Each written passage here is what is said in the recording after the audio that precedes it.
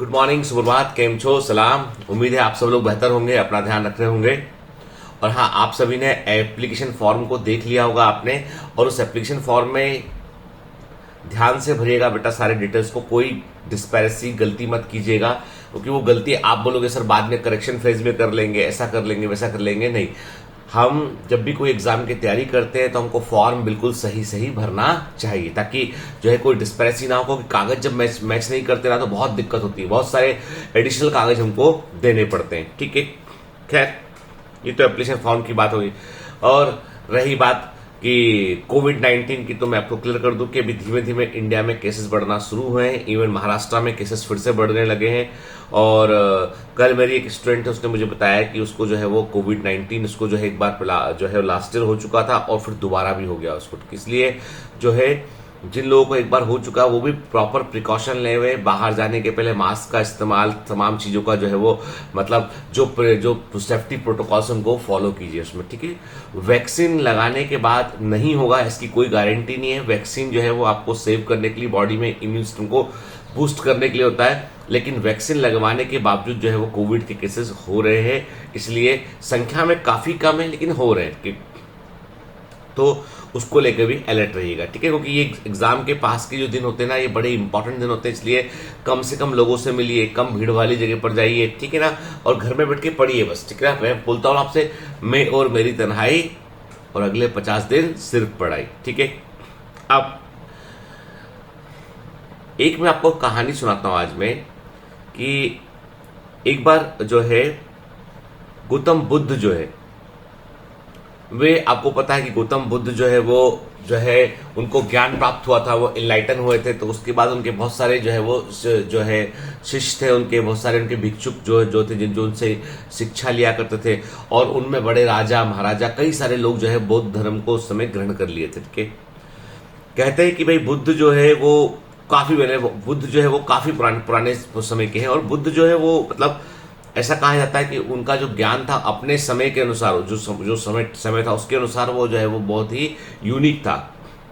आज यदि हम बात करें तो आज भी गौतम बुद्ध की शिक्षा जो है वो प्रासंगिक है। हम बोलते हैं कि आज भी रिलेवेंट है, लेकिन आज हमको उनकी बातें बहुत एकदम यूनिक नहीं लगती है। हमें लगता है हाँ ठीक, अच्छा बोल रहे हैं, ठीक बोल रहे हैं, बढ़िया बोला उनके। लेकिन एक जमाने में जब जो है वो छोटे छोटे कबीलाई वार होते थे, छोटी छोटी चीजों पे लोग युद्ध लड़ा करते थे, खाने पीने की क्राइसिस थी, तो एक जमाना रहा होगा जब जो है वो बहुत ज्यादा रिलेवेंट बात रही होंगी। खैर, बुद्ध तो बुद्ध है, कहते हैं कि भाई उनको, कई लोग कहते हैं कि उन्हें भी भगवान का अवतार माना जाता है। तो बुद्ध की बड़ी पॉपुलैरिटी थी, भगवान बुद्ध की। और गौतम बुद्ध को ज्ञान प्राप्त था, तो तमाम जगह से लोग बाग उनसे मिलने आया करते थे। तो एक दिन एक आदमी जो भगवान राम का बहुत बड़ा भक्त होता है, उसने भगवान राम के कई मंदिर बनवाए होते हैं, कई मंदिर बनाए होते हैं उसने। वो हर काम में श्री राम की शुरुआत करता है, हर काम, मतलब वो बहुत बड़ा भक्त होता है। और उसको लगता है यार कि इतना बड़ा भक्त होने के बावजूद, इतना सब कुछ करने के बावजूद, ये गौतम बुद्ध को तो ज्ञान प्राप्त हो गया, मेरे को ज्ञान प्राप्त नहीं हुआ। मतलब मैं एनलाइटन नहीं हुआ। मुझे कभी लगता ही नहीं कि मैं ऐसा, जैसे वो ज्ञान की बातें करते हैं वैसी मैं कभी कर पाऊंगा। पढ़ा लिखा मैं उनसे ज्यादा, मेहनत मैंने खूब किया, ईश्वर को भी मानने वाला मैं। तो सोचता है एक बार जाके देखूं तो बुद्ध के पास ऐसा क्या है। तो वो गौतम बुद्ध के पास पहुंचता है, जो भिक्षुक बैठे होते हैं उनमें जाके बैठ जाता है। जब जहां उनका जब वो जो कहते हैं ना प्रार्थना या उनका मेडिटेशन जो है वो खत्म होता है, उनका जो ईश्वर की प्रार्थना जो भी वो अपना करते हैं, जो भी उनका बुद्ध जो है ध्यान बोलते हैं, प्रार्थना ध्यान, जब ध्यान खत्म होता है तो उसके सब लोग भिक्षु उधर चले जाते हैं। तो वो देखता अकेले में कि भगवान बुद्ध, गौतम बुद्ध अकेले हैं। तो बोलता है कि मैं आपसे हाथ जोड़कर एक चीज जानना चाहता हूं मैं। तो उसने कहा, भगवान बुद्ध कहते हैं भाई क्या बताओ। मैं ये जानना चाहता हूं कि मैं एनलाइटन क्यों नहीं हुआ, मतलब मुझे ज्ञान क्यों नहीं मिला, जबकि मैं तो बुद्ध तो जानते थे वो। तो वो कहते हैं हाँ मुझे मालूम है कि तुम श्री राम के बहुत बड़े भक्त हो और तुमने बहुत सारे मंदिर बनाए हैं, मुझे जानकारी है इसकी। बोलते हाँ देखो, अब आप एनलाइटन आदमी, आप समझ गए, देखते हैं मेरे को ना, तो ये मतलब मुझे क्यों नहीं ज्ञान मिला। तो मुझे तो डाउट होने लगा है। तो बुद्ध पूछते क्या डाउट होने लगा, ईश्वर है कि नहीं है। तो बुद्ध कहते हैं ईश्वर है, होता है भगवान। अब जितने बाकी भिक्षुक थे उनमें से कोई सुन लेता है कि अरे बुद्ध ने बोला है कि ईश्वर होता है, अपने को तो बोलते हैं कि नहीं भाई जो है वो यही है, दुख का कारण मोह है, ये सब बातें कहते हैं। अपने को तो बोलते हैं मूर्ति वूर्ति पूजा करना, ये सब करना, उसका कोई मतलब लॉजिक नहीं है, मतलब अपने को तो बोलते हैं ऐसा, और उसको बोल रहे थे कि ईश्वर होता है। भिक्षुक बोलते हैं यार ये तो बड़ी, मतलब बुद्ध ने ऐसा कैसे बोल दिया उन्होंने, नहीं तुमने गलत सुना होगा।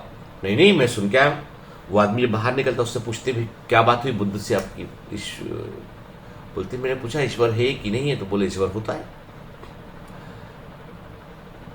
अब लोगों में कानाफूसी होने लगी भाई कि मतलब बुद्ध तो हमको कुछ और बोलते हो, उसको कुछ और बोल दिया। वो आदमी चला जाता वहां से। थोड़े दिन के बाद अब चूंकि चर्चा होती है, इतने बड़े ज्ञानी आदमी है तो कुछ सामने तो कुछ बोलता नहीं, पीठ पीछे बात करते कि अरे यार तुम तो ऐसा बोल दे, ऐसा ही बताते हैं, उसको तो बोला होता है ना, चला गया। देखो नहीं तो अपने साथ में जो है वो अपना बाल बाल साफ करके यहीं बैठ गए होते, अपने साथ में आके वो है ना भिक्षु बन गए होते हैं। अभी देखो चला गया हो, है ना, हम तो छोड़ छाड़ के सब आए यहाँ पे, हमको बोलते हैं कि काम करो, इंसानों की मनुष्य मानवता होती है, ये होता है, हमको तो दूसरा ज्ञान देते हैं। एक आदमी बहुत नास्तिक होता है, वो किसी को नहीं पूछता, वो उसका यकीन नहीं होता, वो भी आता वहां पे, देखता है बुद्ध अकेले हैं, तो उनसे पूछता है कि क्या ईश्वर होता है। बुद्ध कहते हैं कि होता है। अब वो बोलता है यार सुना था कि बड़े ज्ञानी हैं, लेकिन ये तो बोल रहे होता है। अपना सर खुजाते हुए आगे निकलता है कि अब तक क्या है, मतलब हम तो मानते ही नहीं है और ये बोलते हैं कि होता है, और खुद भी बातें वैसी करते हैं। तो भिक्षुक लोगों में मालूम चलती बात करे, गांव के अंदर बात हो जाती है कि बुद्ध तो बोलते हैं ईश्वर होता है। फिर भिक्षुक लोग एक दिन जब सभा चल रही होती पूछते कि सर आपने ऐसा ऐसा किया, आपने उसको बोला ईश्वर होता है, दूसरे को बोला ईश्वर होता है। तो बुद्ध बोलते देखो ऐसा है, ईश्वर का होना या ना होना ये उतना मायना नहीं रखता है। मायना ये रखता है कि तुम अपने लिए कितने शंकालु हो, तुम जो काम कर रहे हो, जो तुम काम कर रहे हो उस काम में तुम्हारे मन की बाधा क्या है, वो मायना रखाता है। जैसे पहले वाला व्यक्ति था, वो तमाम मंदिर बनाएगा, धर्म पुण्य के काम करेगा, लोगों को खाना खिलाएगा, त्योहार मनाएगा, लोगों के लिए बेहतर काम करेगा। यदि मैं उसको बोलता ईश्वर नहीं होता है तो शायद से उसका विश्वास डिग जाता और उसके बाद वो जो नेकी के काम कर रहा था वो बंद करता। अच्छे काम करना होता है। ईश्वर के होने या ना होने का हम अनुमान नहीं लगा सकते, क्योंकि हम बहुत छोटा जीवन जीते हैं, हम बहुत छोटा जीवन जीते हैं, इसलिए उसमें हम ये आकलन कर लें कि ईश्वर है नहीं है, ये बेमानी है। हम अच्छा काम कर ले इसका मायना है। तो मैंने पहले वाले को बोला कि ईश्वर होता है क्योंकि वो अच्छा काम कर रहा था, वो तमाम जगह पे गांवों में जो है वो भूखे लोगों को खाना खिलाएगा, वो जिसके पास घर नहीं उसकी झोपड़ी बनवा देगा, वो क्योंकि उसे लगता था कि वो श्री राम का काम कर रहा है, इसलिए मैंने उसको बोला कि तुम करो। मैं समझ गया अंता प्रेरणा से, तो मैंने कहा होता है। दूसरा वाला व्यक्ति कभी किसी के लिए कुछ अच्छा काम नहीं करता था, वो हमेशा दूसरों को जो है वो दुख देता था, उसे यकीन ही नहीं था कि ईश्वर होता है। तो जब उसने पूछा मुझसे, तो चूंकि वो राह गलत थी उसकी, तो मैंने बोला होता है, क्योंकि जिससे वो शक में आके फिर उसको लगता है कि बुद्ध बोल रहे होता है, तो वो कोई बुरे काम को करने के पहले, किसी को दुख देने के पहले 4 बार सोचेगा वो, तो शायद उसकी राह ठीक हो जाए। इससे ईश्वर को फर्क नहीं पड़ता, इससे फर्क पड़ता है उन लोगों को जो उनके संपर्क में आएंगे। पहले वाले के संपर्क में जो लोग आ रहे थे उनको खुशी मिल रही थी, मिलती रहेगी। दूसरे वाले के संपर्क में जो लोग आएंगे उन्हें दुख नहीं मिलेगा। मेरे लिए मानवता सबसे प्रायोरिटी है। मेरे लिए सबसे बड़ी प्रायोरिटी है कि एक मनुष्य दूसरे मनुष्य के लिए क्या कर सकता है।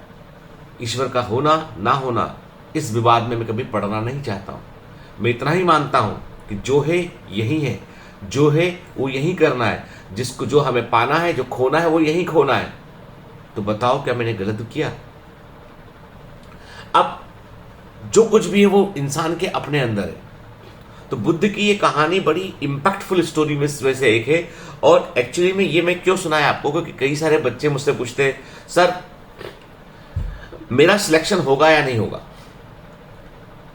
सर बताइए मैं इतना पढ़ रहा हूं मेरा सिलेक्शन होगा या नहीं होगा, या मैंने पढ़ाई अभी शुरू की मेरा सिलेक्शन होगा या नहीं होगा। अब तुम स्वयं बताओ, सिलेक्शन होना या ना होना मेरे जवाब देने से बदलेगा क्या परिणाम?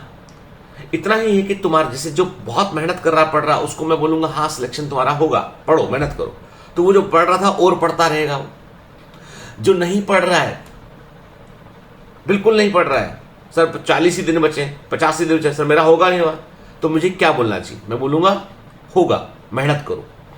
क्योंकि दोनों कंडीशन में उस व्यक्ति को पढ़ने का वजह ढूंढ रहा है, उसको उसे अपने ऊपर यकीन ढूंढ रहा है। वो प्रश्न तो उसका उत्तर जानता है अंदर से व्यक्ति, वो प्रश्न केवल वैलिडेशन के लिए पूछ रहा है वो कि सर वैलिडेट करेंगे या नहीं करेंगे, इसको इसको प्रमाणता को सिद्ध करवाने के लिए पूछ रहा है वो। इसलिए याद रखिए, जो सक्सेस है वो हमारे अपने अंदर है, जो असफलता है वो भी हमारे अपने अंदर है। हम कारणों को, वजह को जानकर असफल भी हो सकते हैं और उन्हीं सेम कारणों और सेम वजह से हम सफल भी हो सकते हैं। कि मेरी कंडीशन ऐसी खराब थी इसलिए मैंने ये अचीव कर लिया, मेरी कंडीशन ऐसी खराब थी इसलिए मैंने अचीव नहीं कर पाया।